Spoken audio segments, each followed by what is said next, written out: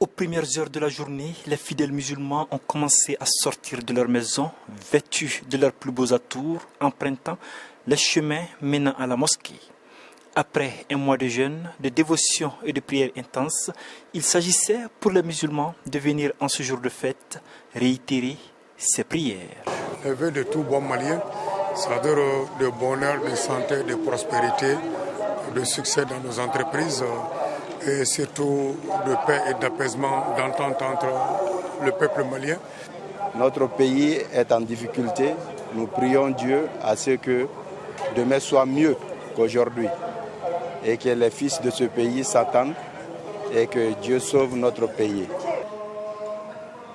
Après avoir dirigé la prière, l'imam a fait un sermon appelant au pardon, à la cohésion entre les Maliens.